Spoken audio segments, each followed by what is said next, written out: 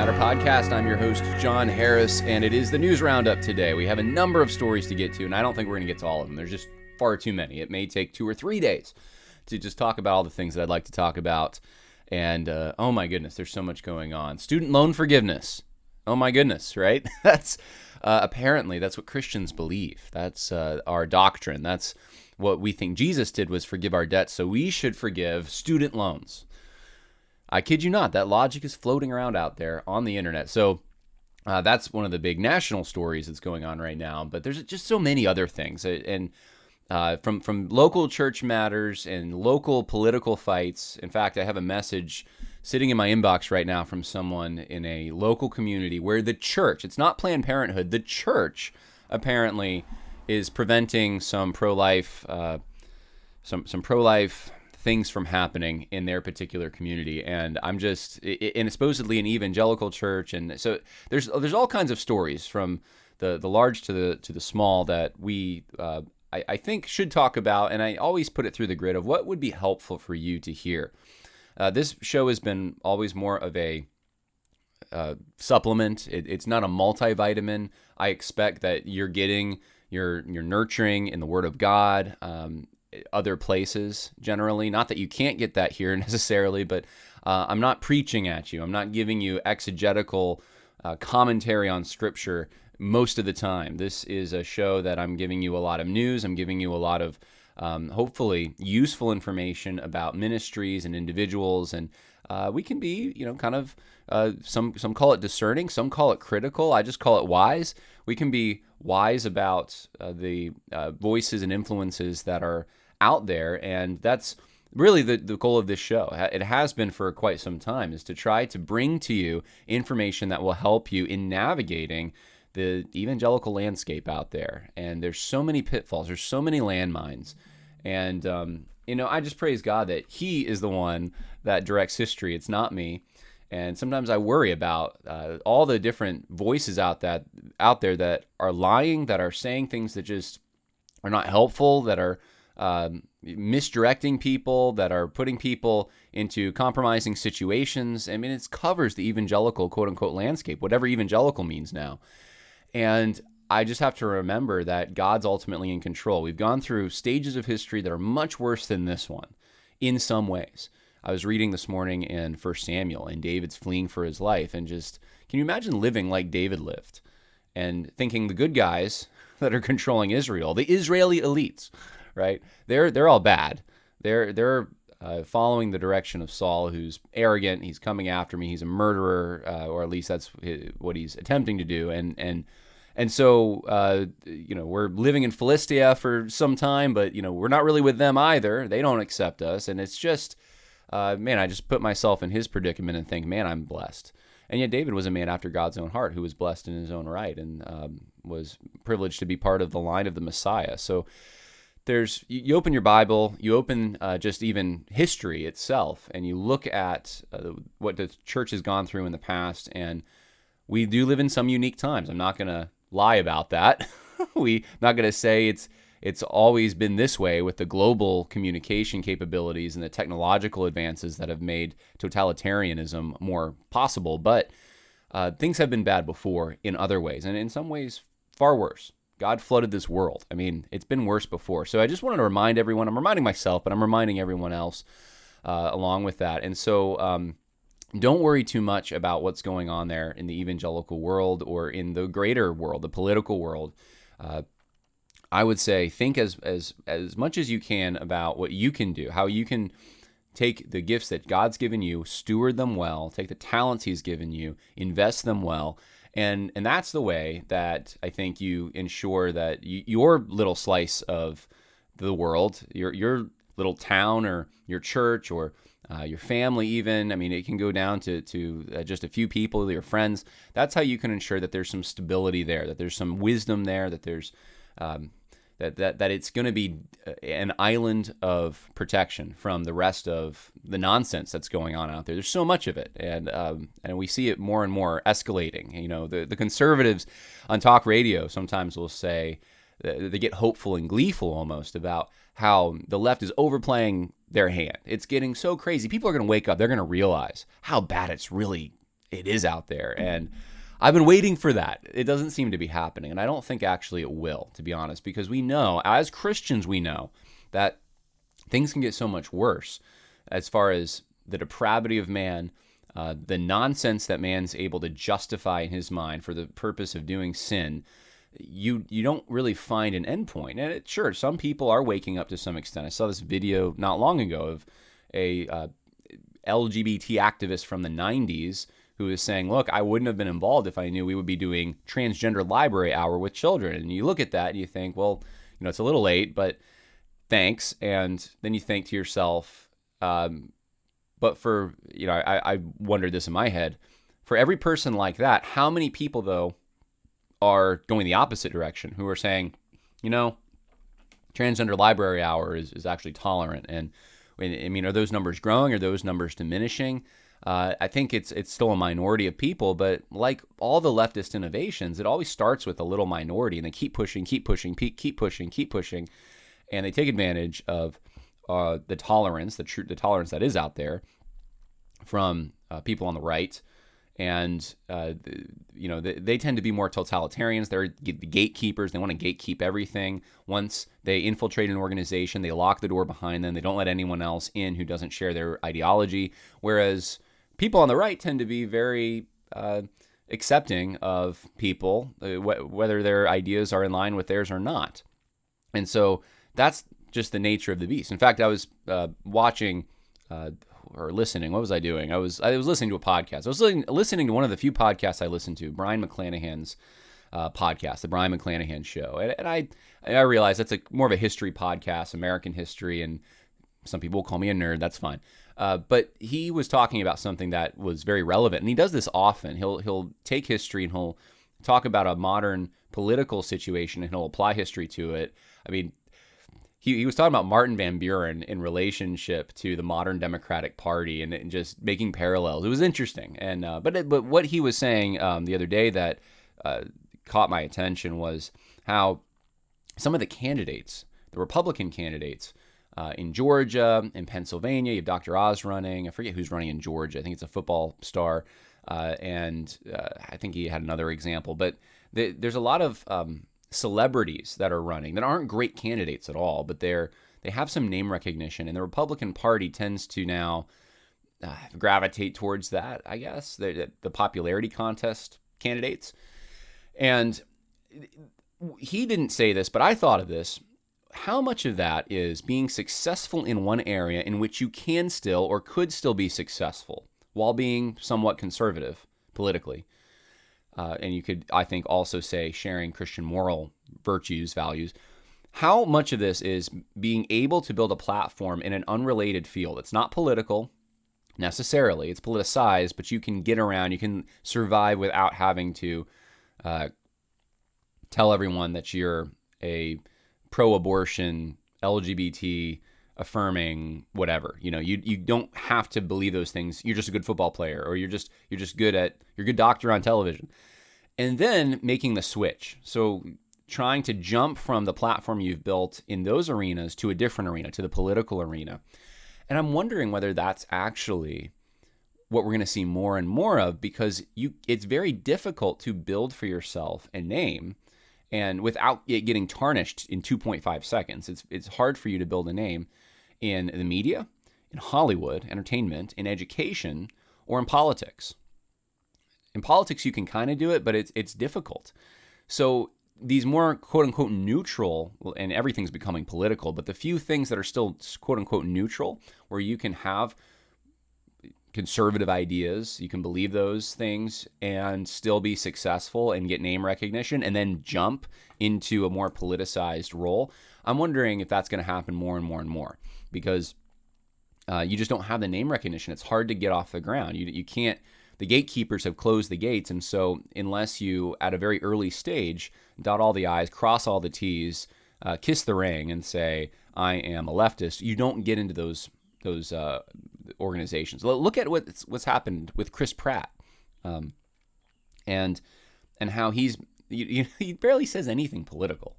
He barely says anything even Christian, I would say. It's very generic stuff here and there, and it's rare, and yet he is hated.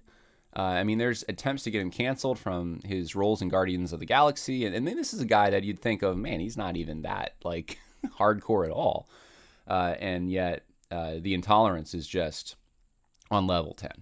So that, I don't know, that's something I've been thinking about as prediction, I guess. Are we going to be seeing more and more of that? But you can be, I think, it's better to be influential on a local level. If we had 50 Ron DeSantis, and I'm not saying he's the epitome of the perfect governor or anything, but he certainly is showing more courage than most of the Republican governors out there. If even just all the red states had someone like him at the helm, I don't think it would matter as much. It still would matter, but it wouldn't matter as much who was in the White House.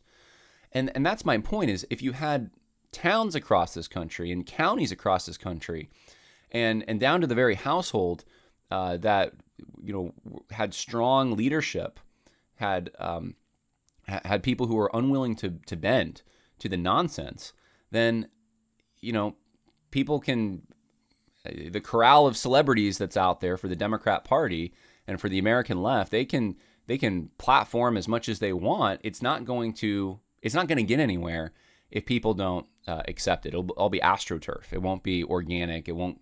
So that's just. That's what I believe. That's what I have strived to encourage you to take action on.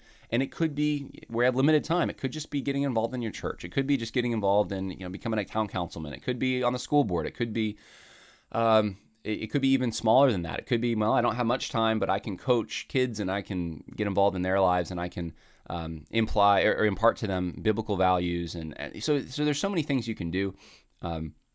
Starts with discipleship at the bottom organic level, but I think that all hands need to be on deck at this point in our country's history. We're in peril. We are in peril, and it's easy to look at that like Peter looking at the waves. But just remember that God is still in control.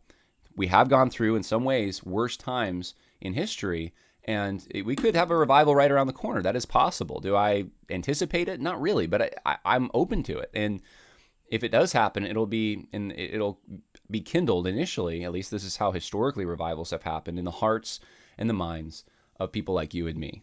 It's going to be the Holy Spirit doing a work in our churches, and we're going to see it. And so, anyway, that's my spiel to open up with. I have so many things to talk about, and I just spent over 12 minutes talking about that, but hopefully that was encouraging to some of you out there, and maybe you're thinking through practically, what can I do? And I think that would be the goal. So, man, there's a number of other things I want to say, other things to get to, but what we'll do, I think we'll start out here. I just want to make a few announcements, and then I'm just going to go through a few news stories. And we're going to end on this. I want to share with you a book that I just read. It's called John Jasper, if you can see it, man, the light's so bright.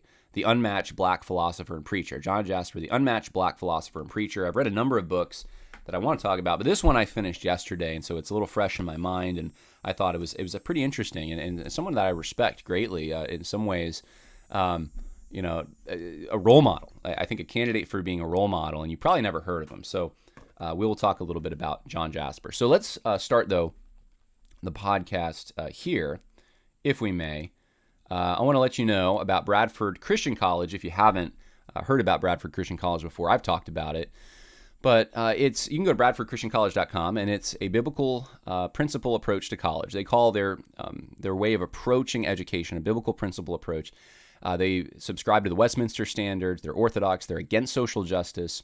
And they provide mentorship. They provide a person who's going to meet with the student, whoever that is. And I've mentioned before, I think this is good for homeschoolers to consider, but hey, maybe you're someone you're older and you're considering continuing education, and this is might be a good option for you. Check them out. I mean, you can email them. Their email address is right on the website. And BradfordChristianCollege.com, again, they have a few degrees. They have two right now, Bachelor's of Arts in Theological Studies, Bachelor's of Arts in Christian Education. And it's not like I've done this with actually a number of institutions where you have an online school, right? And you do some tests, you do some multiple choice quizzes, you write a few papers, you don't even know who your proctor is. And I've been that proctor. I've actually taught some of the college courses. And the human scale is just so much. I can't get to know every student. Sometimes I get to know some more than others, but it's all through text. You're not usually talking to them. I have had conversations, but it's rare. Bradford Christian College is intentional, though, and I love this. They are going to meet with you regularly. Every week, you're going to be talking to your mentor, and they're going to be looking at your progress, seeing how they could help, tailoring things to you. That's what you need in education, to be honest with you. That is a much better approach than this mass factory system that we have going, which it's been around for 2 seconds. I mean, the education approach that we're using today is so new. And I think it's much better to go back to more of a classical approach, more mentorship, more application. And Bradford Christian College intends to do that. They intend to give you the kind of education the founding fathers would have had. That's at least their goal. And I would just suggest check them out if you're looking into this kind of thing. They are accredited. So you can get your Bachelor's of Arts in Christian Education and then go on to a Master's. And I think that's what a lot of homeschoolers do. That's kind of what I did. I started when I was 16 at community college, and then I ended up going in getting a master's earlier. I started my master's work at least earlier than most students would start it at my age. And I already had the bachelor's under my belt, and it was much cheaper. I was able to live at home. It's just, I think the way that we did it in my house at least made a lot of sense. And if we had something like this, we might have utilized this. And so check it out. Maybe even earlier than 16. I don't know. It depends what, I don't know what the laws are in your state or your region, but this is an online school, so you should be able to, when a student is ready, start taking these courses. But ask them what they suggest at bradfordchristiancollege.com. Okay, one last final announcement. You've heard me talk about it, and now I think I've lost it. Let's see. Oh, here it is. The Adirondack Men's Retreat with Dr. Russell Fuller, October 28th through 30th. Please sign up. Please come if you're a man. I'm just getting great feedback already. People are excited about this, and I was expecting this to be something for my church, for some local men, and maybe a few podcast folks, but a lot of podcast folks are coming out now.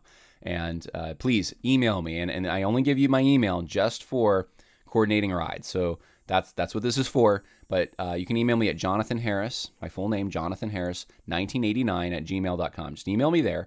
If you're coming and you don't have a ride, if you're coming from the Midwest, from the South, you're flying into Albany, you're flying into New York, whatever it is, and we'll coordinate. We'll find rides for you as much as we possibly can. I know people are coming from all those areas, so that would be great if you can come.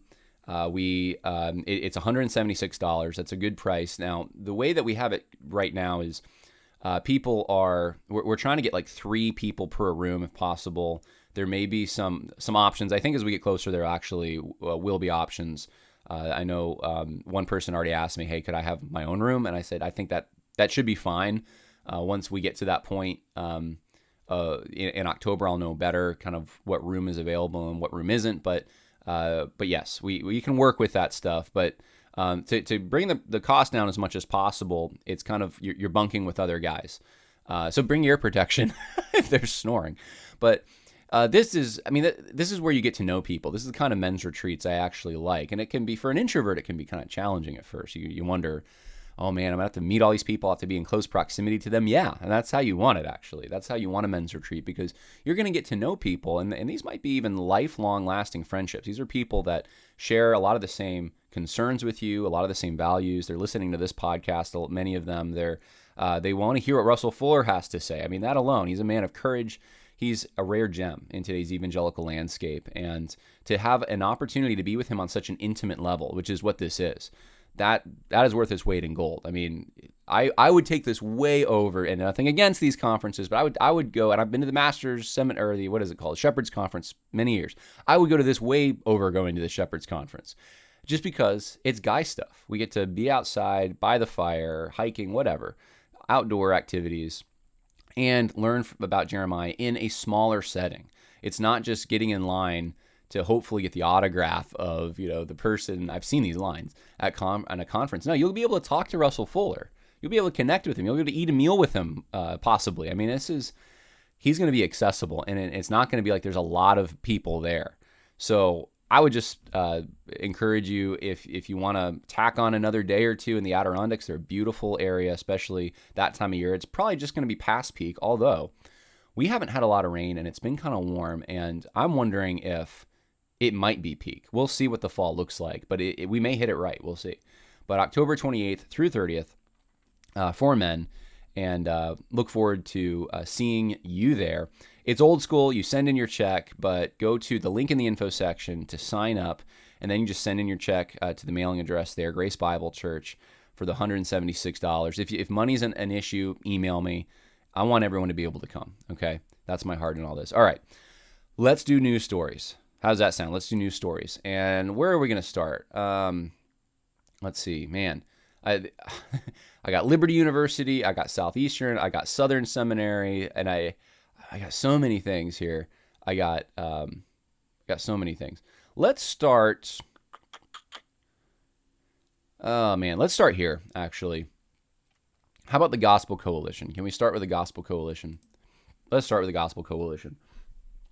So, I was on a podcast with A.D. Robles yesterday, or 2 days ago, August 25th, so 2 days ago.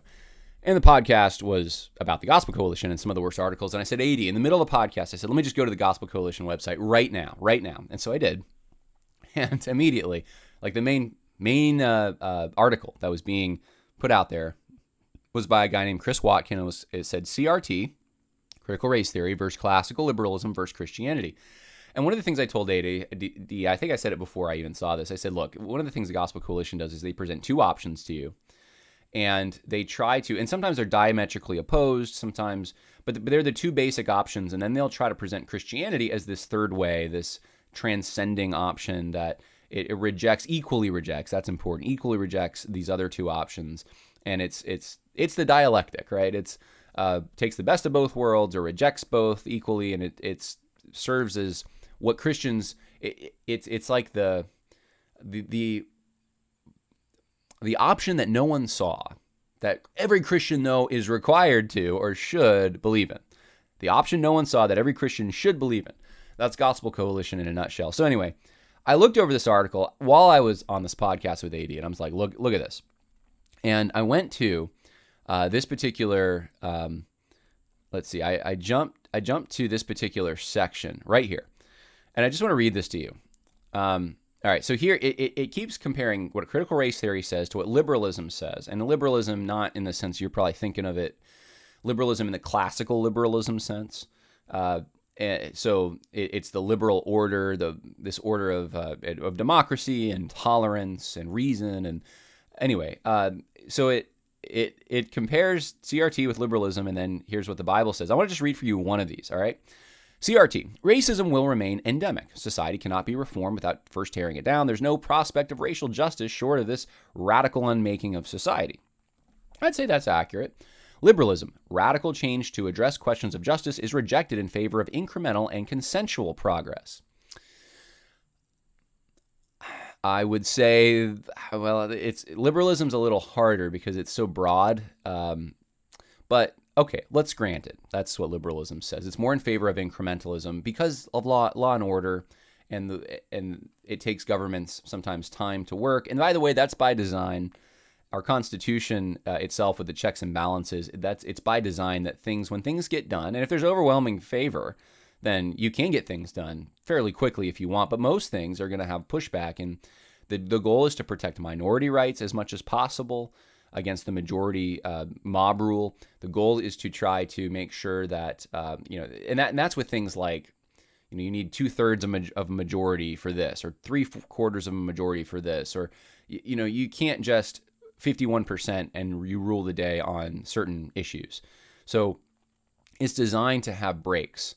That's the whole, and I think that's a good, wise thing. But anyway, here's what the Bible says in contrast to both these things. The Bible avoids critical race theory's tragedy of perpetual conflict as well as liberalism's incrementalism. Really? That's in the Bible? The Bible, Bible's against incrementalism. Well, on some things, I suppose. Thou shalt not murder. Nothing incremental about that. Stop murdering, right? But it doesn't, I don't know if that's a blank check for every form of, welfare state, right? The Bible, I would say, is against the welfare state. Is the Bible, though, in favor of end it right now, and all the people that are relying on welfare, well, they can starve? I would be shocked if anyone actually believed that, because we don't have that specifically in the Bible. So I guess by this particular author's assessment, liberalism would be in favor of a gradual change, right? And I would be in favor of that too. I don't think you end it right away. There's some things you can, like abortion, end it now, right? You're killing people. Something like that, you got to do a cost benefit, and you got to think through, okay, this is going to do a lot of damage. How do we kind of, as quickly as possible, but with minimizing damage that could be caused, ease off this thing, ease off the speeding or the gas pedal, and ease onto the brakes. Some issues I think are like that. And so anyway, sometimes there's a time period you want to give for people to prepare to ease off of something or to do something new. I was just even reading this morning in 1 Samuel, how David, where was he? Maybe it was yesterday. I forget the name. I can't keep all the names of these like Amalekite and Philistine kings and stuff straight. But anyways, David is staying with a Philistine king, essentially, who basically says, David, you need to go. And, I'll give you till tomorrow morning to go. There's a time period that was given. It was short, but there's a time period. And a lot of things are like that, where you give people time to prepare. So anyway, that's gradualism. That's incrementalism. I think a lot of issues are going to be incremental, and we need wisdom to figure out which ones are incremental, which ones are immediate. So let's talk about what the Bible says here. According to Gospel Coalition, the Bible avoids CRT's tragedy of perpetual conflict as well as liberals' incrementalism. Instead, it has an eschatological vision of radical transformative reconciliation in which members of every tongue, tribe, and nation will sing praise to God with one voice. Now, I got to say, I don't think CRT actually wants perpetual conflict. And I'm thinking Marxism here, broadly speaking, CRT being an iteration of this. Marxism does think there's going to be a point in which you reach this state of communism. And so that's an inaccurate portrayal in my mind. And then you have liberalism's incrementalism. And this is not just a weak argument on the point of the author here, that the Bible is somehow always against incrementalism or something. He doesn't specify what issue are we talking about here? On abortion, sure. But it invokes, the article invokes Revelation 7. Every tribe, tongue, nation is going to be gathered around the throne, and all injustice will be held to account. Okay, agreed. In the consummation of all things, that will happen. This grand vision motivates practical efforts in the here and now. So where have you heard this?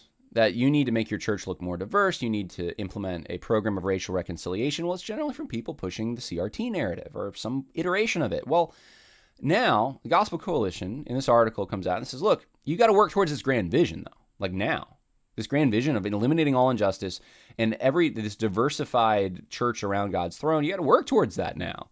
Okay, well, what does that look like?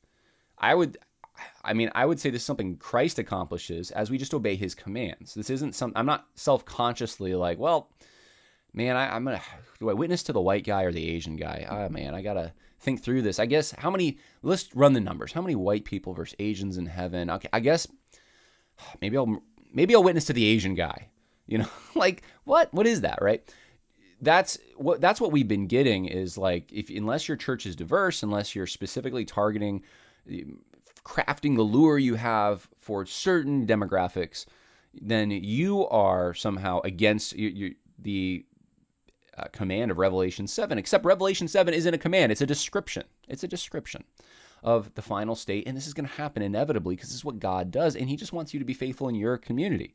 I was at a church in Virginia when during the whole lockdowns and all, I was looking for a church that was open, and I went to this church, and I thought this might be a good option until the pastor starts talking about how, and it's in the country, pastor starts saying, chiding his congregation for not having enough black friends and spending way too much time with people that share their hobbies and not going and sharing time with people who don't share their hobbies, and how it's more important for them to be with people that aren't like them, who don't share their hobbies, for the purpose of evangelism. And I thought right away, wait a minute, actually, God's equipped you. If you like fishing, then you're going to probably want to take someone fishing, and that would make more sense. Someone who's into fishing, you can reach them better because guess what? You have a commonality. Trust, there's a certain level of trust that's already been built there.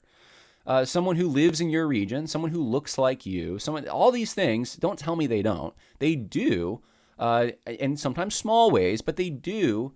The more proximity, the more similarity, they do factor into the mission field that's going to be around you, because you build a sense of trust with people that are like you in various ways. Now, I mean, obviously, okay, so let's say there's a black guy across the street, and we both share a love for fishing. And then there's a white guy who doesn't speak my language from Europe, who we share more genetics with, but I can't even understand him. Obviously, I share more in common with the black guy, right? And I'm in more proximity to him, all right? So I'm not, because people freak out sometimes when I go down this path and they think that I'm, oh no, you're making race so determinative. No, I'm not. I'm just saying it's proximity, and that can be complicated. But what the pastor was getting at was you're missing the mark, which means you're kind of in sin, I guess. If you are not stepping outside of your quote unquote comfort zone and putting yourself in inconvenient places in order to evangelize. Fine for people who want to do that. I have no problem with it. But generally, though, we're going to be witnessing to people that are like us, because that's the mission field that God's put in front of us. It's like the Good Samaritan. You're walking along the road. This is the person God's put in front of you to help.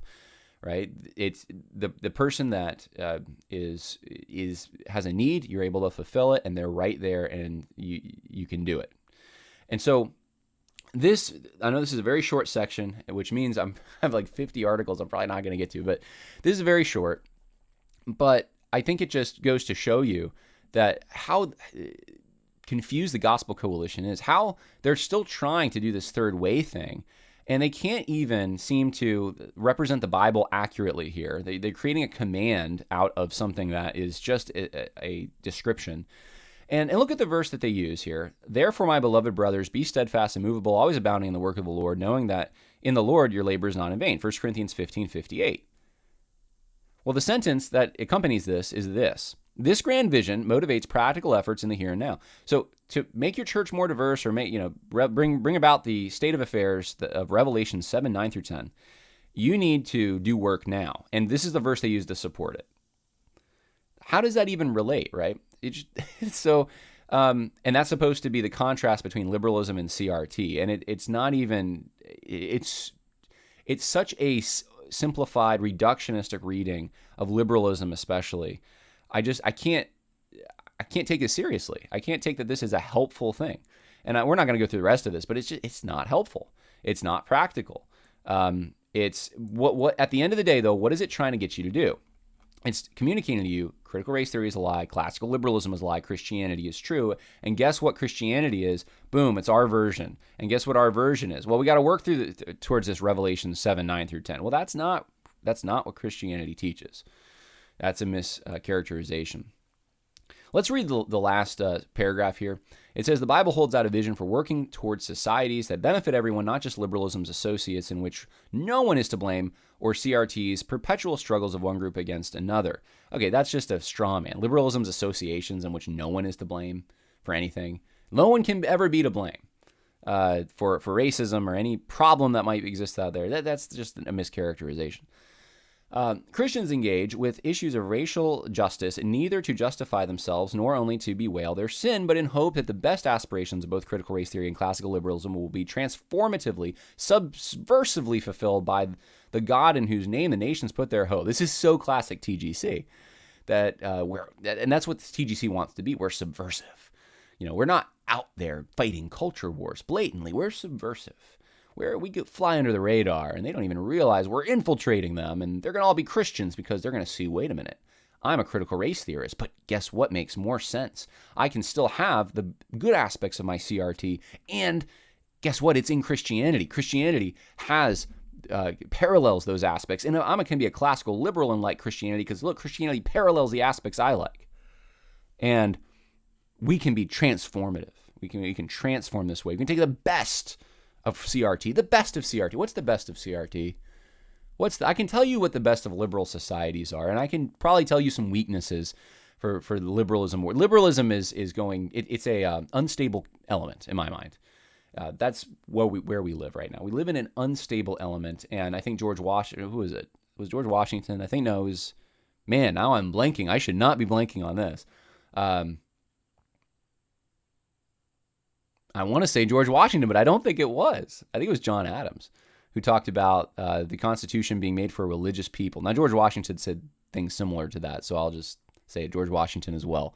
But most of the founders knew that we had to have virtue, and virtue depended on religion. And once you lost religion, you would lose virtue. And once you lost virtue, you would lose the liberal order that they were drawing upon. And I think Mark David Hall has actually a really good book that gives you a lot of primary it's a secondary source, obviously, but it gives you a lot of primary sources in the book. And I think it's Was America Founded as a Christian Nation? Something like that. But Mark David Hall, good book on that.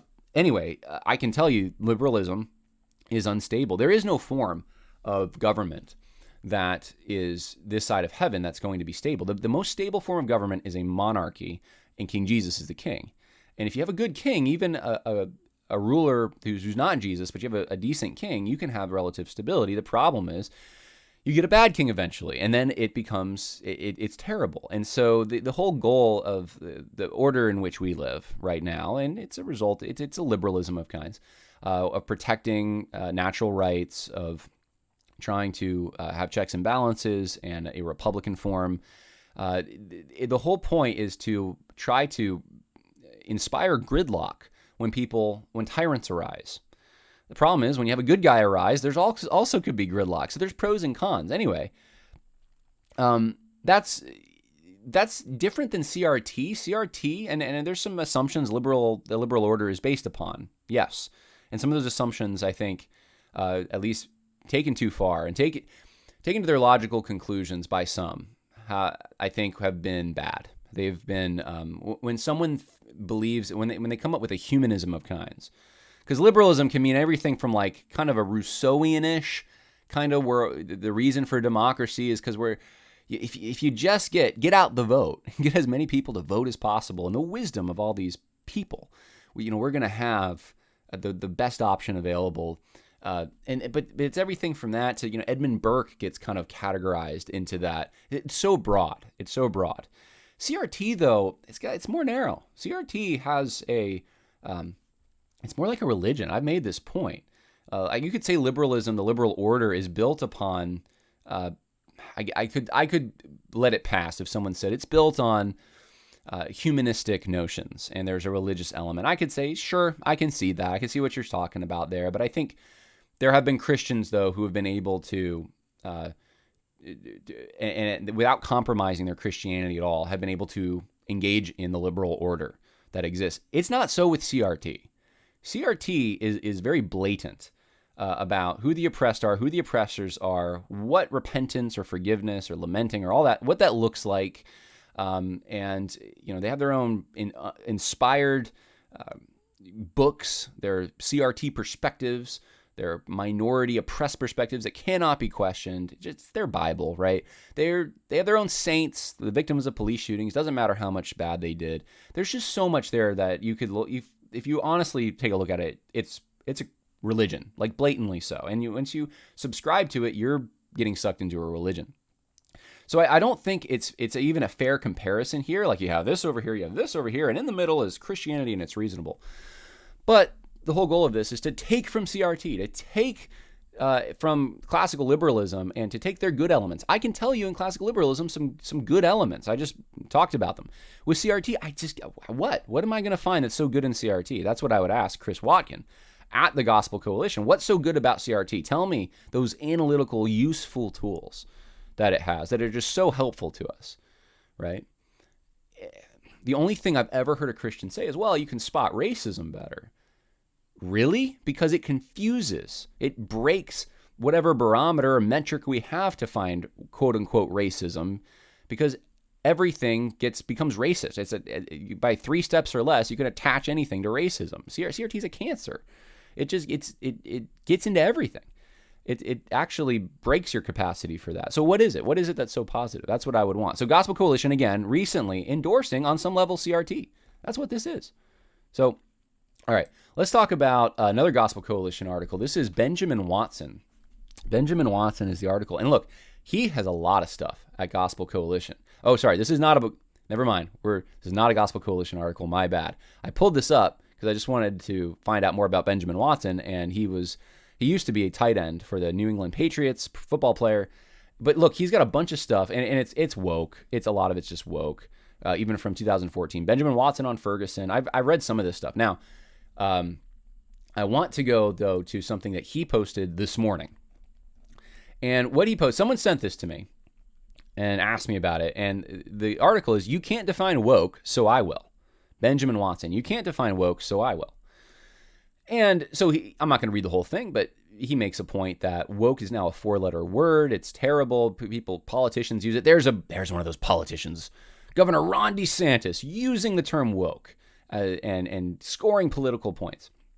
And his whole point is that, well, these people don't know what woke actually means. What does woke actually mean? Well, look, there's a song from 1938 written about it's called Scottsboro Boys, written about 9 black teenagers falsely accused of raping 2 white women. And one of the lines in it is, "I made this little song about down there. So I advise everyone, be a little careful when they go along through there. Best stay woke, keep their eyes open." So he's saying, look, this is rooted in the black community. That staying woke is to be careful, And in this case, being careful about the potential to be falsely accused, assuming because you're a black guy. And then he talks about W.E.B. Du Bois. And he says, and remember, W.E.B. Du Bois is a communist, okay? And he says this, in The Souls of Black Folk, "The Negro is a sort of seventh son, born with a veil and gifted with a second sight in this American world, a world which yields him no true self-consciousness, but only lets him see himself through the revelation of the other world. It is a peculiar sensation, this double consciousness, this sense of always looking at oneself through the eyes of others, of measuring one's soul by the tape of a world that looks on in amused contempt and pity. One ever feels this two-ness on an American, a Negro, 2 souls, 2 thoughts, 2 unreconciled strivings, 2 warring ideals, and 1 dark body whose dogged strength alone keeps it from being torn asunder." And then the article goes on and it says this, "In essence, being woke is understanding this double consciousness and all its implications." I would agree. That is exactly what it is. So, because what you're hearing is a rudimentary form of standpoint epistemology here. Du Bois, and it's not a surprise here. I mean, critical race theory draws on a number of different traditions. It's not just Marxism. Marxism, though, and Bois would have been, I guess, a Marxist, but it draws on the American radical tradition as well, and that's really more where Du Bois fits. And you see these elements coming out of a number of these things. You see it in Marxism with the idea of class consciousness. You see it here, though, with this idea that if you're a minority, if you're a ethnic minority, then you have a perspective that others do not have, because you have to inhabit 2 different worlds. You have to inhabit the world of the American, he says here, and you have to inhabit your own culture's world. Now, you could say this about any immigrant group. I feel this way about my own country now in some ways, right? I feel like I'm an alien to the country that, I mean, my ancestors, on both sides, would have been some of the original pioneers, and I'm related to presidents and explorers, and I mean, and now I feel like an alien in the country that my people helped build, and so I could claim this, the Christian conservative has to have a double consciousness. I mean, really anyone can do this to some extent if they feel like they're on the out group, because they have to understand the in group, and then they have to understand their own group's, whatever that is, perspective on things, and and these 2 are unreconciled, and so being woke is understanding this double consciousness. It says it is maintaining dignity, strength, and pride while grappling with visitation rights in the land of your birth. Blackness is beautiful, but realizing you are a member of the other. And when you hear the other, I always think Foucault. Brings both pride and precaution as one contemplates the perception white America, the majority culture, may have of your ilk. And it goes on with things we've already all heard before. So you have access to knowledge. You have access to experience. You have a perspective that others don't have. And therefore, you are able to see things. You're woke. You're aware. You see things others cannot see. And therefore, there's more of a truth value put on your perspective. People should listen to you more. He goes on, he talks about Eric Mason. Eric Mason summarized this concept in his book, Woke Church. And it's we've gone over Woke Church. You can go back in the podcast, we did a whole review of Woke Church. There's heresy in it. I'll just put it that way. It's false teaching. There's false teaching in Woke Church. So he goes on and about how woke became popular during BLM, and it kind of became synonymous with BLM and with CRT, and that's probably how most of us know about it. I didn't know about the word woke till what, 2000, I don't know, 16, 17 at least, might have been 18. It was probably Ferguson maybe when I first heard it, and at first you just think like, what? Because it's not just coming out of the mouths of, it's not black people who are saying this, or people, I should say, even from urban contexts who are using a certain vernacular and using that term. It's not a Ebonics usage. It was white people who grew up in Michigan who are all of a sudden saying, I'm woke now or something. I mean, Eric Mason calls Matt Chandler. He said, that's a woke brother. Matt Chandler is talking about how he's woke. And, who was it? Oh man, there was, Ray Ortland. Ray Ortland had said that about being woke. He said, it's such a compliment when people call me woke.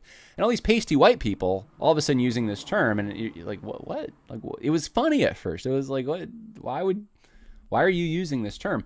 And proudly so. And this is what I think people miss about that term, is that this was shoved down so many people's throats. This was foisted upon us as if you had morally superior high ground if you were woke.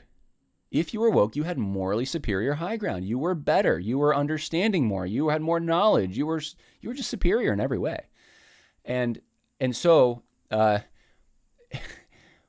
backlash against it is probably well deserved, because it was made to order.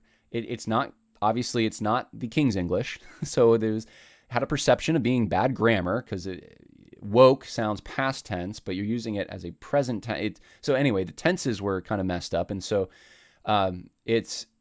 people, I think, found it unusual to hear that, especially coming out of the mouths of, like I said, pasty people from the Midwest or New England or something.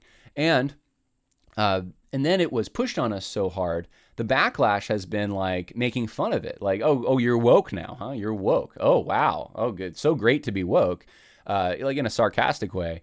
And now attributing all kinds of negative things that were never even, like, I think correct. This is one of the things I think is probably correct about this article, actually, from Benjamin Watson, is that the term woke was originally specifically about racial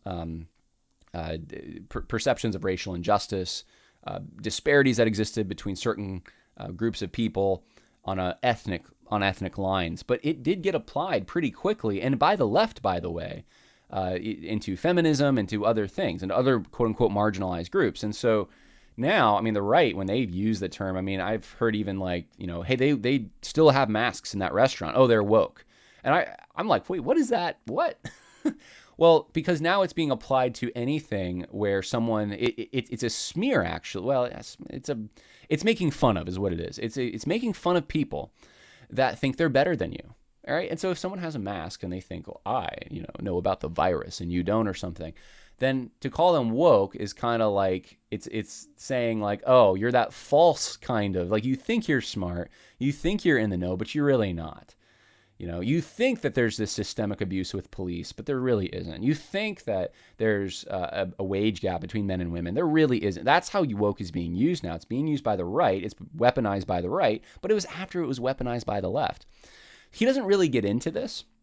And he's just, his point in this article is, he says this: with such a wide swath of issues strategically placed in the woke bucket, there are several that I am patently against as well, but their purpose is to poison the well and block progress. Those ancillary issues have little to do with woke. So he's upset now. He's mad that the conservatives have hijacked their term and are now appropriating it to make fun of the left. And he's upset about it. And it's like, well, if the left hadn't shoved it down our throats for years, I don't think this would be a problem. But that's part of the story he's kind of skipped over. So let's go to the end here. He concludes the whole thing with this. He says, in some ways, woke hasn't changed, though. Woke reminded the marginalized to remain vigilant and prepared to defend their livelihood. In the new bastardized forms, it serves the same purpose, reminding us that our concern and even our days of remembrance are inconvenient and unimportant to far too many. So he's accusing, this is funny to me. Okay, think about this. Think about it. Grammatical rules. Using the term woke as a present tense reality is not grammatically correct. Okay, You would learn that in English class, at least you used to. I don't know if now you would, but it's not the King's English, right? So you could have people bristle about it. Oh my goodness, they're using this term woke and they're using it wrongly. It's supposed to be in the past tense and they're using it in the present tense, right? And you need a British accent to speak the Queen's English. And now though, so that would be one of the critiques, and then conservatives now have used it to apply it to everything because they think it's funny.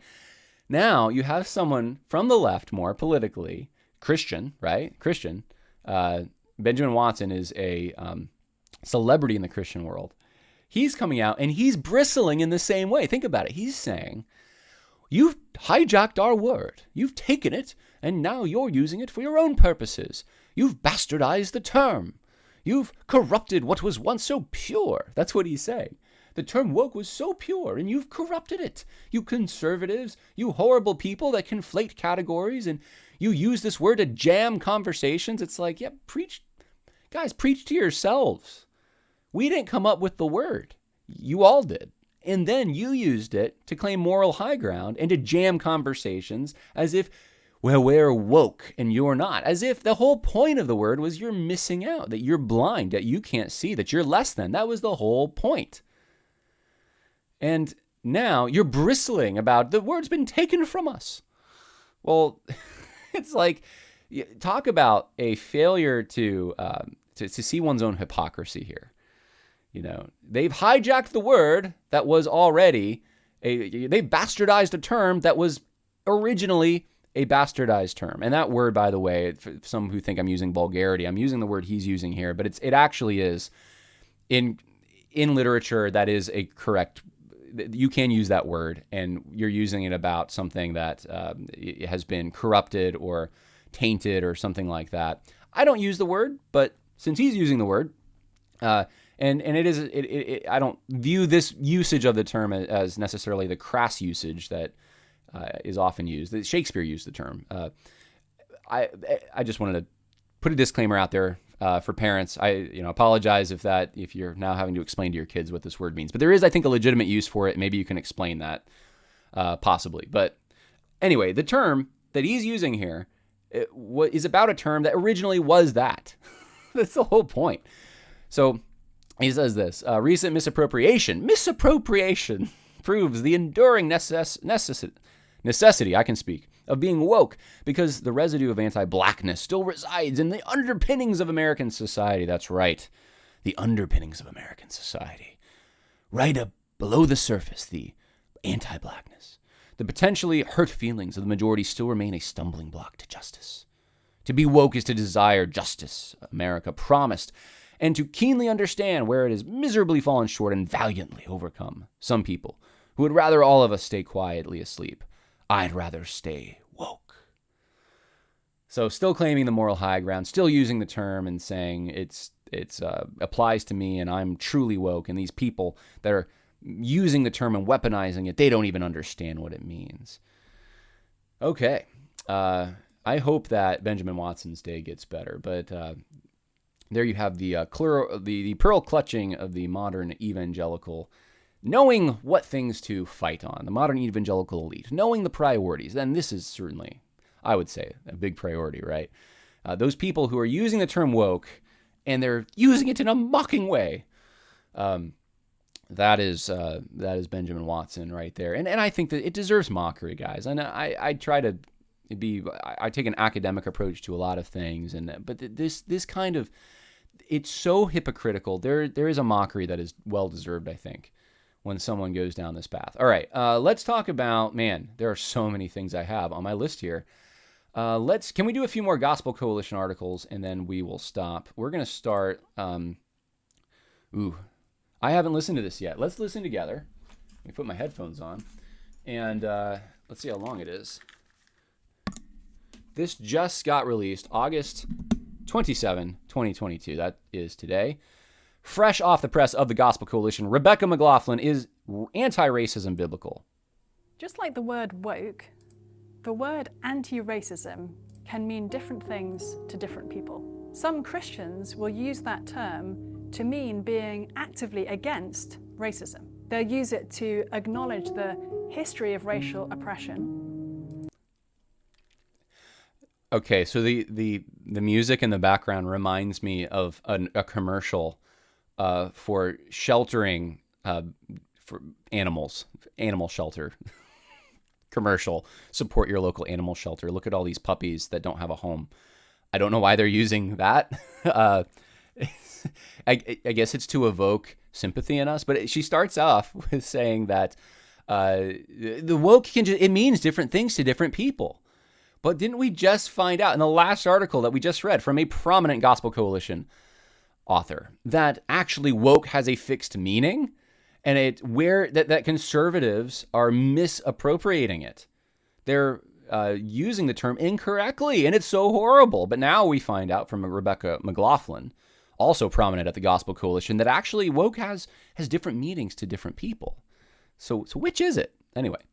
And the importance of Christians not just stepping aside from actively oppressing folks of other racial backgrounds, especially our black brothers and sisters. There'll be others who will use the term. I love how she says this.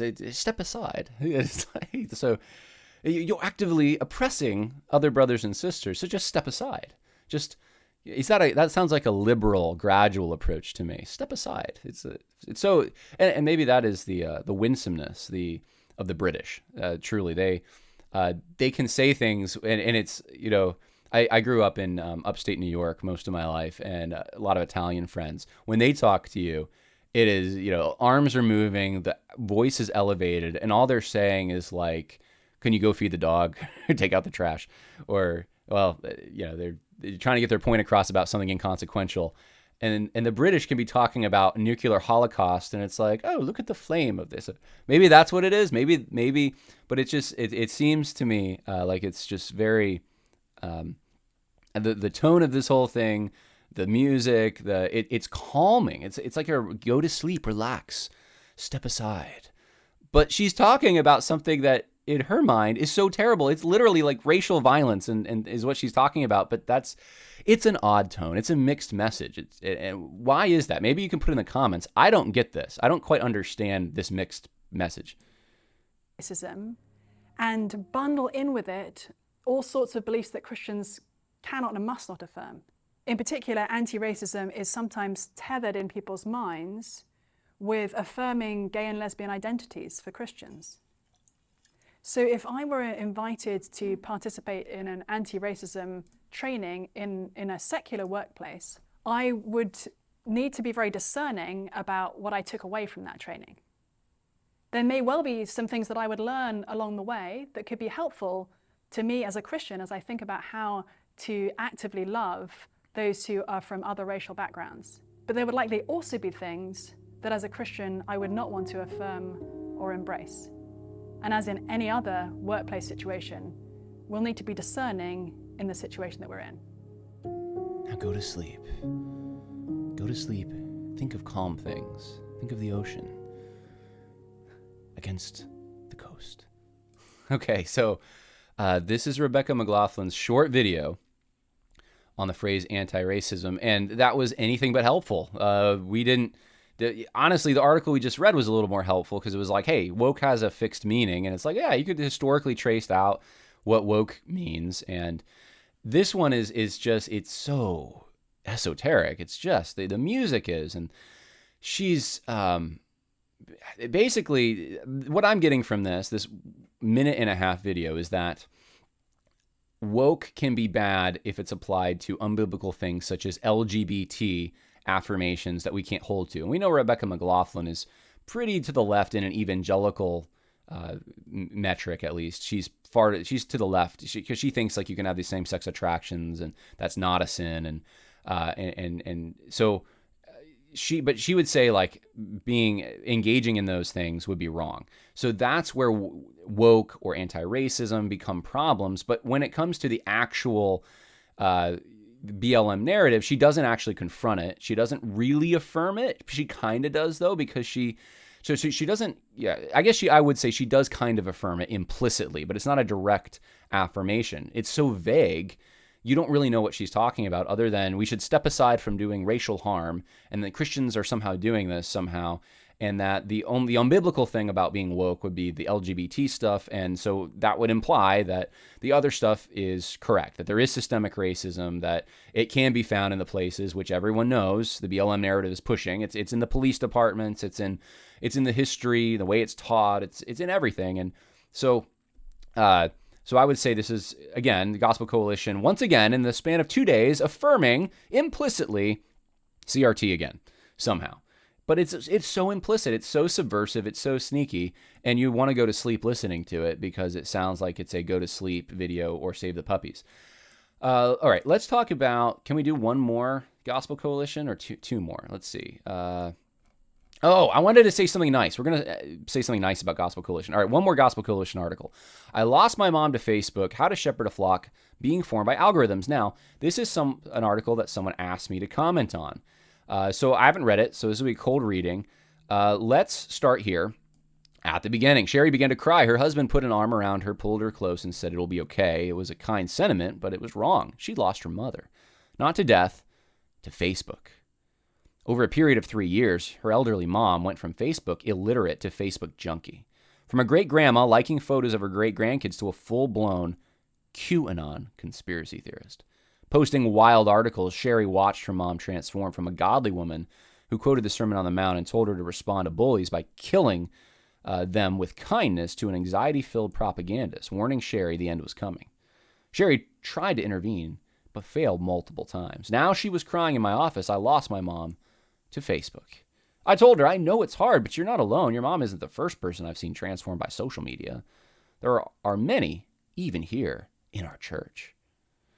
The new pastoral reality, like every other pastor in America, I'm wrestling with a new challenge. Artificial intelligence using neural networks and sophisticated machine learning algorithms is shepherding my church into the valley of the shadow of death. The algorithm, to misquote Psalm 139, has searched them and known their hearts.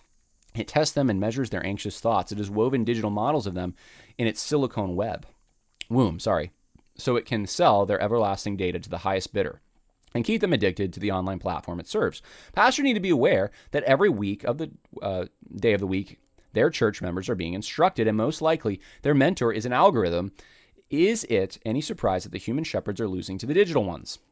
Of course, algorithms aren't the only problem. A recent piece in MIT showed that foreign troll farms are exploiting the algorithms to target Christians in their efforts to destabilize American democracy. 19 of the top 20 Christian Facebook pages are run by these anonymous, nefarious agencies. If you visit one of these Christian troll pages, it seems innocuous at first. Cheesy posts, cursive Bible verses over Colorado landscapes, but then you see it. A headline saying something verifiably false, a partisan hot take that borders on conspiracy theory. All right, let me stop here and just make a comment.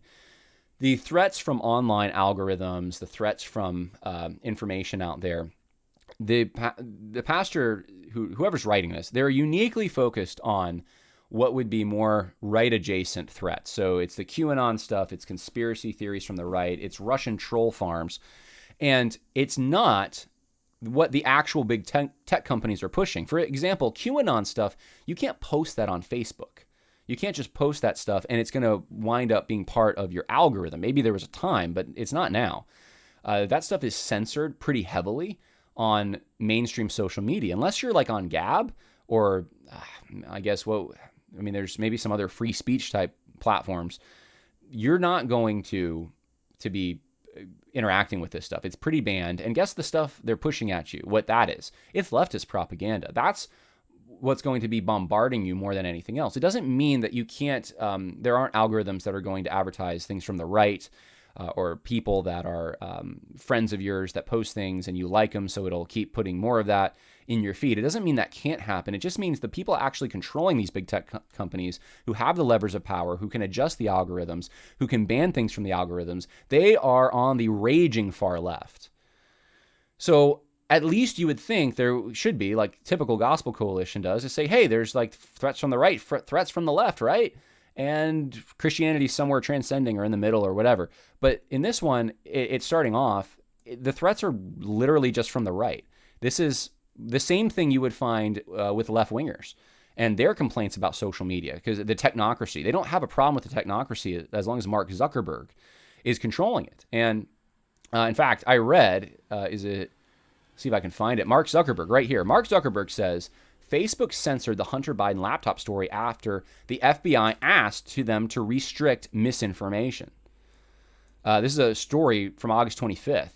Mark Zuckerberg alleged Thursday on the Joe Rogan Experience that the FBI warned Facebook of a Russian propaganda dump just before the Hunter Biden laptop story broke. The exchange began when Rogan asked how Facebook handled the Hunter Biden story. Let's see. And this is what Zuckerberg said. The FBI basically came to us and some folks on our team and said, hey, just so you know, you should be on high alert. We thought there was a lot of Russian propaganda in the 2016 election. And there's going to basically about to be a dump, so be vigilant. Zuckerberg said he can't recall whether the FBI specifically mentioned the Hunter Biden laptop story, but said it fit the pattern. So it fit a pattern that the FBI told him to look for, and he said it basically, the ranking in news feeds was a little bit less. Fewer people saw it than would have otherwise, so it definitely would have, Zuckerberg said before. Rogan interjected and asked by what percentage. Zuckerberg said he didn't know, but that it was a meaningful percentage.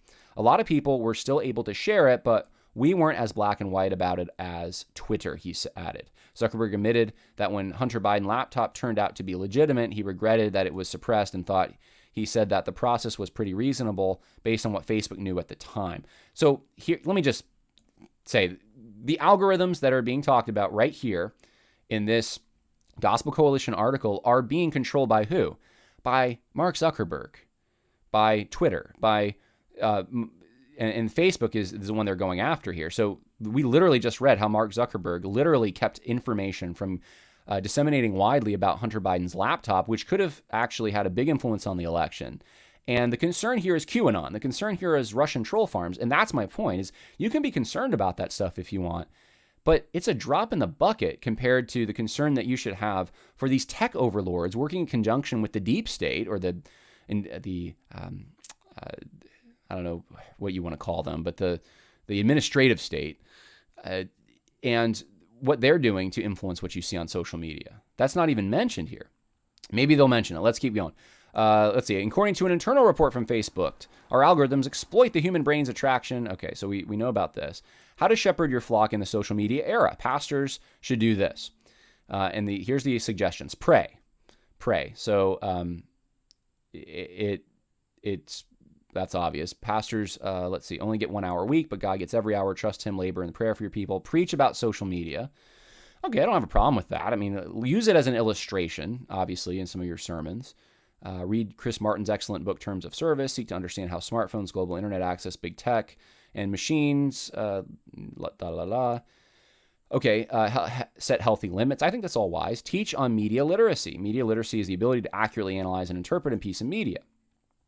How can you tell if a news source is biased? Now, I just have to say, for Gospel Coalition to say this, aren't you dipping your toe now into the realm of, outside the pastoral realm, and now you're in politics, you're in culture, you're in, well, they want to engage culture, so that's probably okay. But what if someone on the right wanted to do this? Say, I don't know, maybe that guy, I forget his name, in outside of Memphis, who's preaching all the time about politics and wanting to apply the Word of God and biblical Christian principles.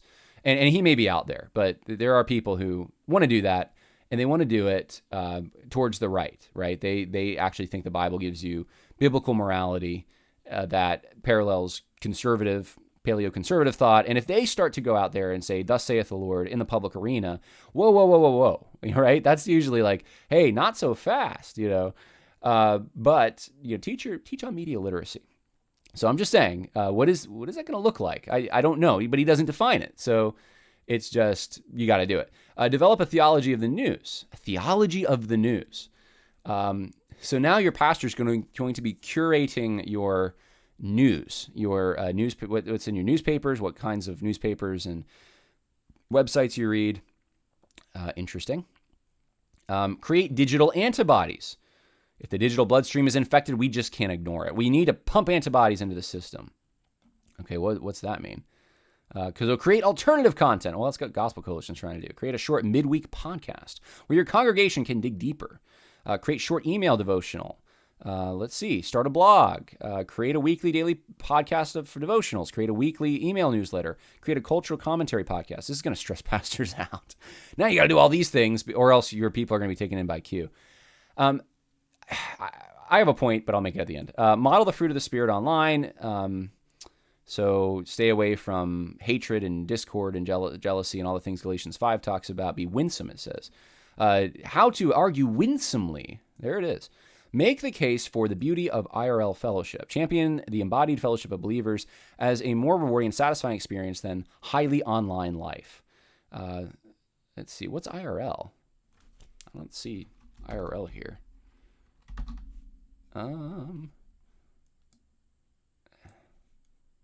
IRL. All right, let's click on Grammarly. What does IRL mean?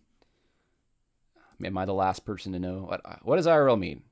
In real life. Okay, I guess I should have known that.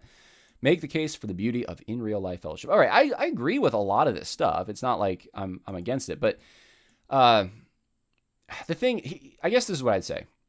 The threat is exclusively coming from the right in this particular article. And what I'd say is that the challenge of the online world, it is a challenge, but the challenge of it is no different. The things that are common to man have been common for quite some time. We've had problems with addictions. I mean, pastors who deal with drug addiction, sex addiction, and let's just call it biblically what it is, sin, right? Pastors who deal with sin. Pastors who deal with just even media addiction like television. I mean, when radio came out, when television came out, when these kinds of things were out there, I mean, it also captivated people. Now, there's more of an accessibility you have with your phone, but I mean, you also have accessibility with the TV and the remote there. And I think our attention spans are getting shorter, so people aren't willing to watch long shows or movies as much. But my point is that these challenges aren't new. The actual principles to be employed aren't new.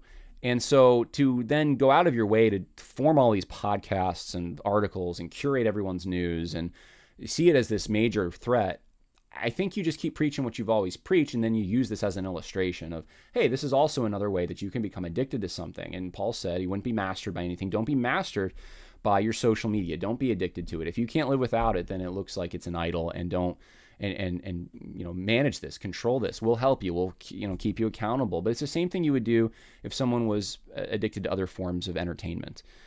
So they're particularly concerned about this, and I think this is what I've seen before from Gospel Coalition, Christianity Today, just Big Eva in general. I've seen this kind of thing. You see this with the conspiracy stuff. You see this with Joe Carter, with who's the guy at the Billy Graham Center, or was at the Billy? I think he still is. What's his name? Anyway, I'm gonna find it. He used to have that big beard, that kind of like Fu Manchu type beard that was starting there. It's on the tip of my tongue, and I should know it. I don't know why I'm forgetting so many things in this particular podcast. I'm gonna look it up. Anyway, this narrative though that's out there, that the outside of the levers of power, the ability to police and manage, are these nefarious algorithms and cable news shows and all kinds of influences that people are getting that aren't their pastor, that aren't the Gospel Coalition website, that aren't mainstream media, and therefore it's like red alert when that happens. Ed Stetzer would talk about this. We're being discipled by Tucker Carlson, and that's so wrong and so bad.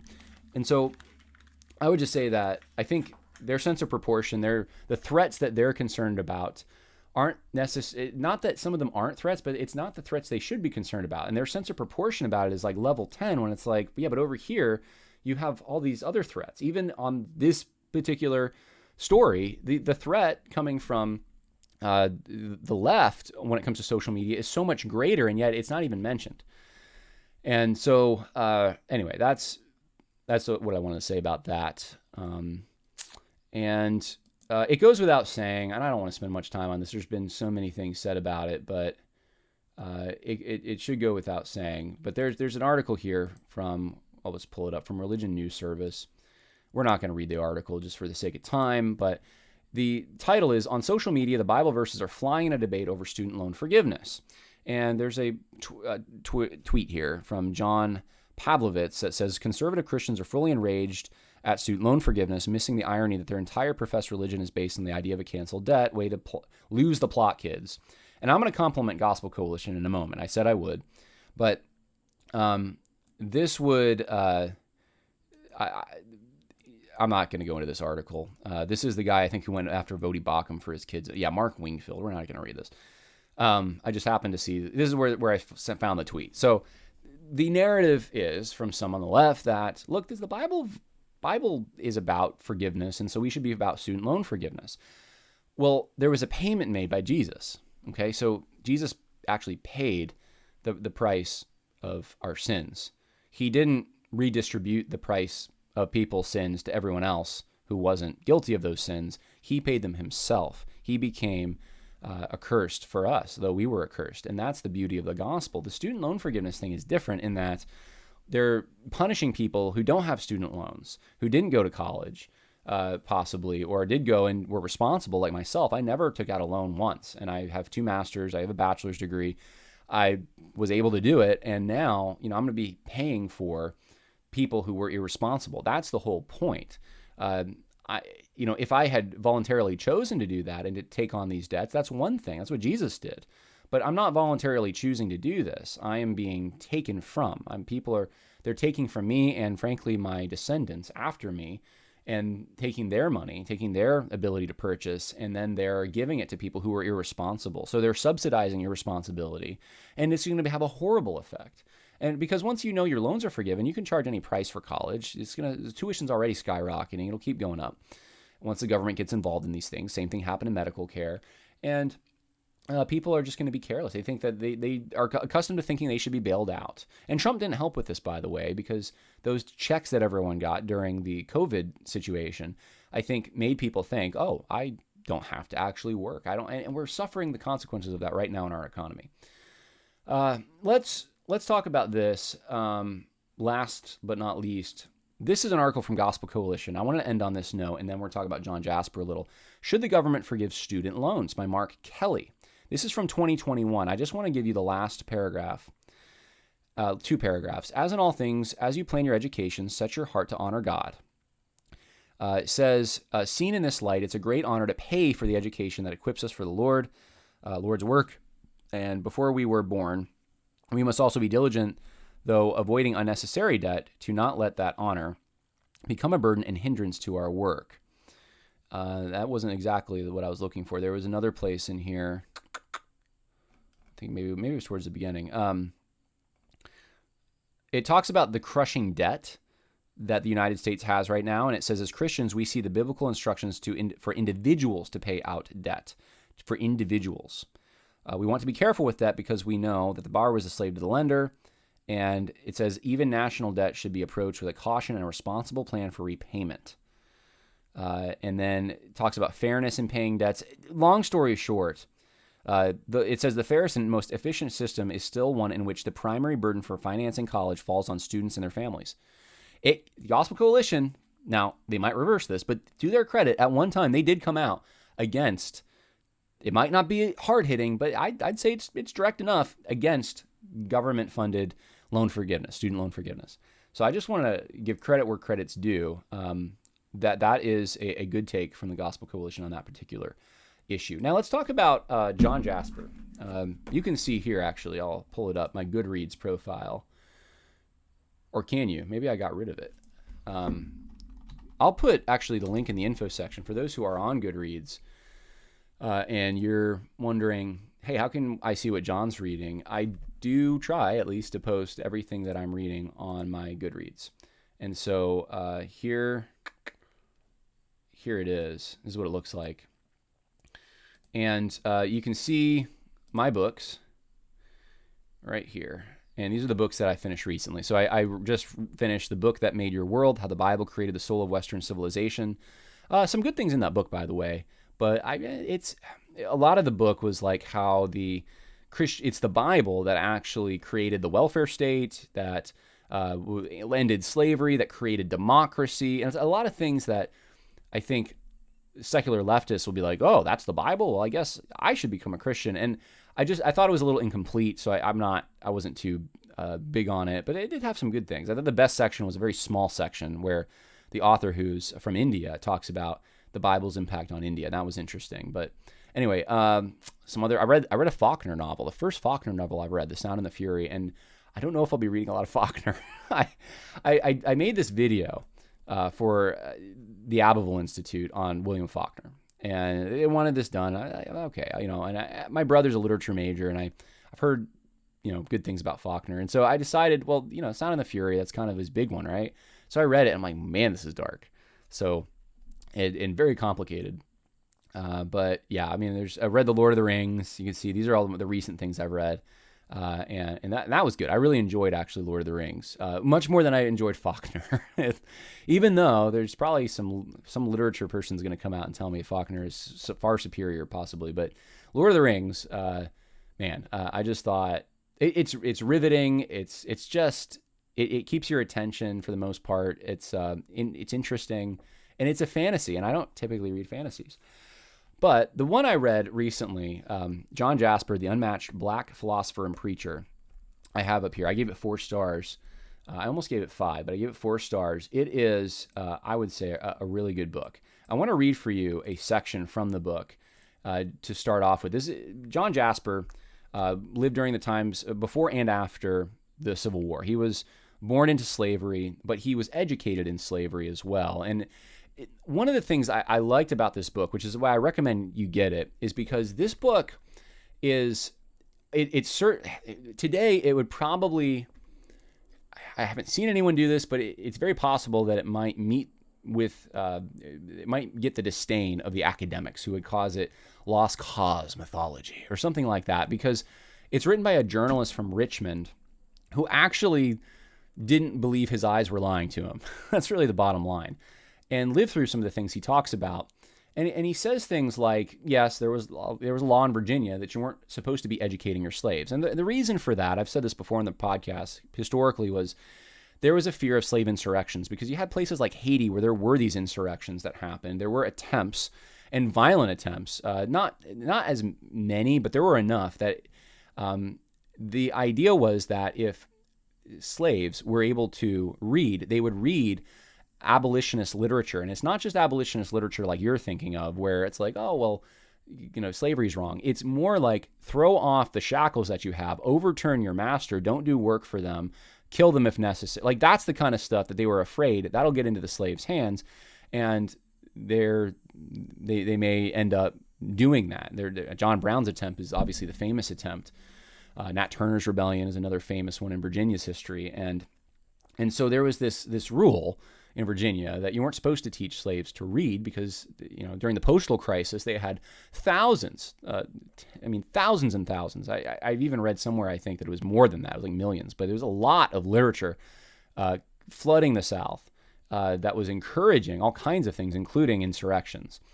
And they were just afraid. I don't want the people coming down that are agitating. I want the slaves to be able to read their stuff, and that was a big part of it. Well, I think that was wrong. I think all of us would probably today say, how can you can't read the scripture, right? How are you going to know God? And well, the point, the fact is, during this time in Virginia's history, before the Civil War, this book talks about how actually most churches, it was very common that churches were very integrated, actually. You did have, now that doesn't mean that there wasn't a social kind of stratification, but there was a lot of attention paid to Christianizing slaves, and most of it wasn't. It was like 10 or 15%. I remember another source I was reading on this that was focused on obedience to masters and stuff, if that. I mean, it was primarily focused on knowing Christ, and there was a great concern. This was a missionary effort. All these people came from Africa, they're descendants, they're having kids here now, and we get to minister to them. And in this book, John Jasper, The Unmatched Philosopher and Black Preacher, talks about all these things. You're not supposed to talk about that now, because if you have any providential view of any of that, even if you say the whole thing was wrong, it should have never happened, but look at at the evil that the good that came from the evil because of God's hand, you can't have that opinion now. So anyway, you have stuff like that in there. You have, he talks about how that was ignored, that rule, so often. It was like, yeah, we have this rule that you're not supposed to educate slaves, but yeah, it's ignored quite a bit. Stonewall Jackson being, of course, one of the most famous examples of this. He taught a black Sunday school. Many of them became preachers, and, totally disregarding the law. And John Jasper had somewhat of an education. Now, he would be considered, I think, uneducated by today's standards. He could read, though. He was able to actually speak in a more sophisticated vernacular, if you will. He loved white people. He loved his master, right? These are things you're not supposed to read about, these things. And that's not the primary reason I say to get this book, but that is one reason, because it's going to give you a window into a world that is often mischaracterized today. It's oversimplified. It's become a cartoon.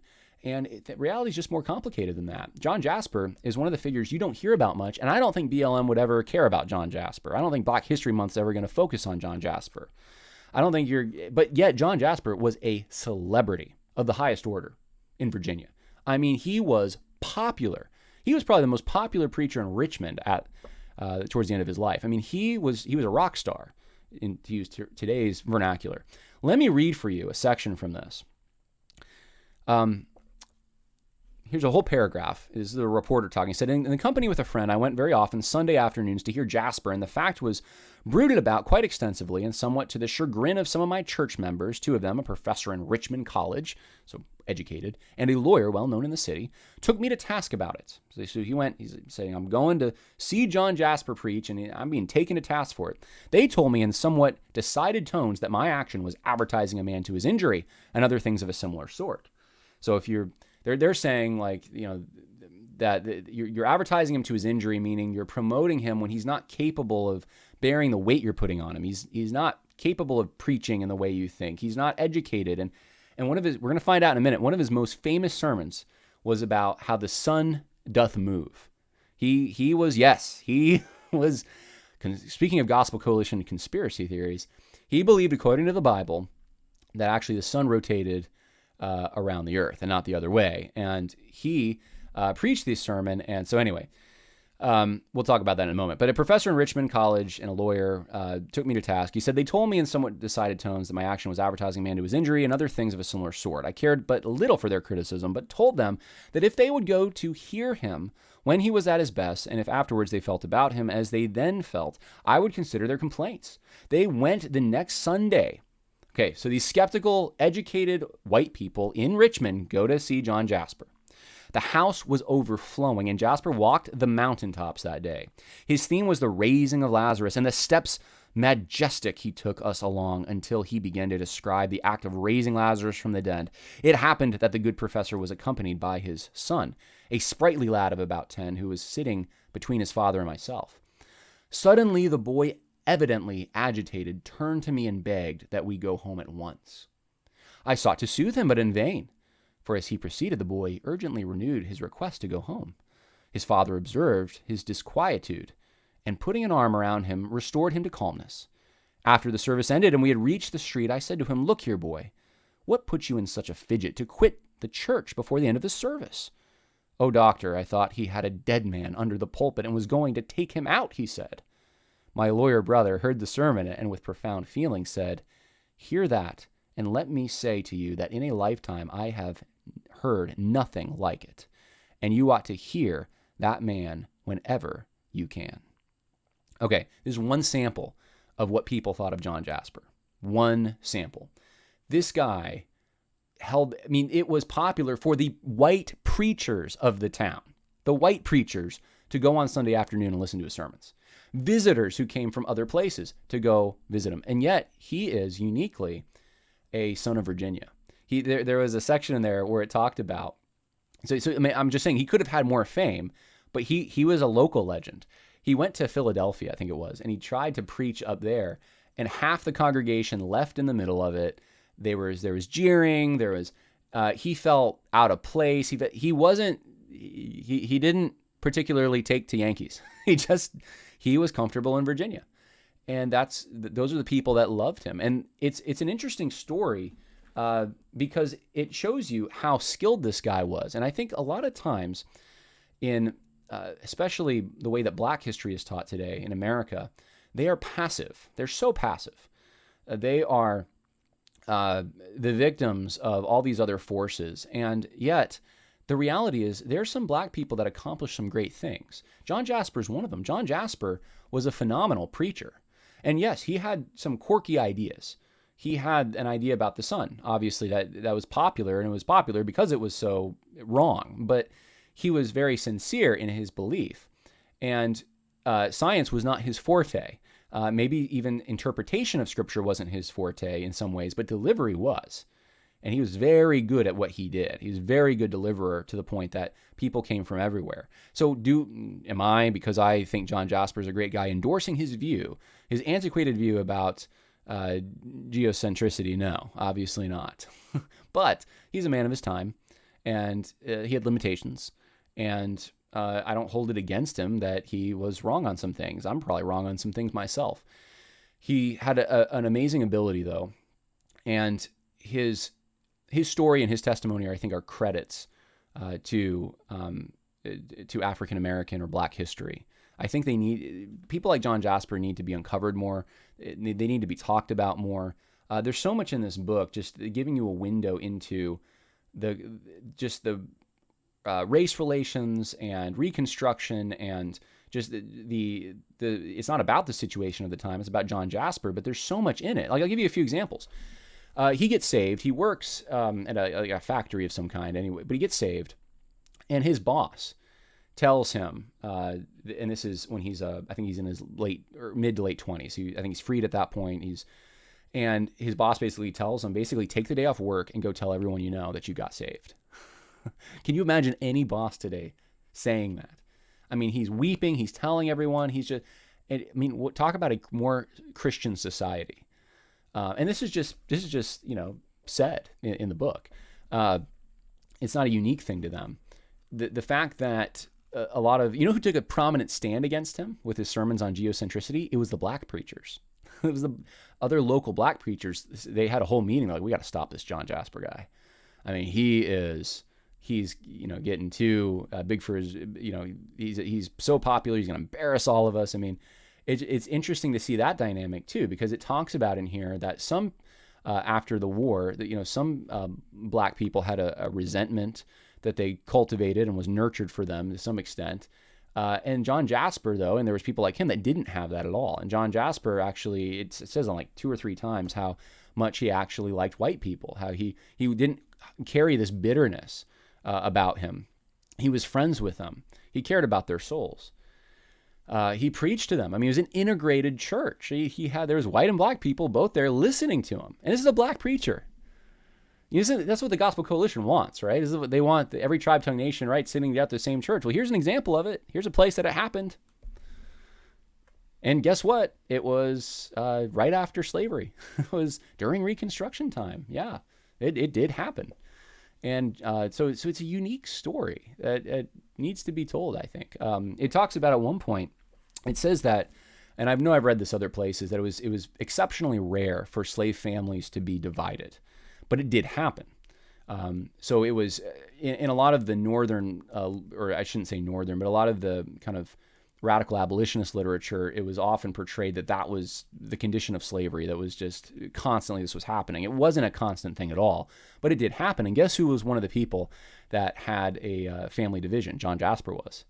And it was he was basically, I don't know the details. I don't know the reporter knows the details. And I think he's trying to figure it out after the fact, but his first wife, he got married, and then there was a separation I guess it was during slavery that took place. And I'm assuming this was before Jasper was a Christian. And Jasper, even having been wronged, he didn't harbor bitterness. And it's an amazing thing. That's actually character I think we want in our kids. And so I would just suggest looking into this guy. Passionate man, it has excerpts from his sermons in here. One of the sermons is there in its completion. And a lot of it's been lost, but this is someone that should be written about. This is someone who was, like I said, very popular, a Virginia legend, a Richmond legend. And I had never heard about him until very recently. And I don't think that's right. I think people like him, if we're going to talk about Black history, which is being talked about a lot, I think we should talk about people like John Jasper too. And not just leave them out because they weren't... they don't fit the mold for who ends up getting platformed during Black History Month, which tends to be people who were revolutionary in some way. And that wasn't John Jasper. He was just a really good, faithful preacher. So anyway, that's my recommendation. God bless. Hope that was a helpful podcast. More coming.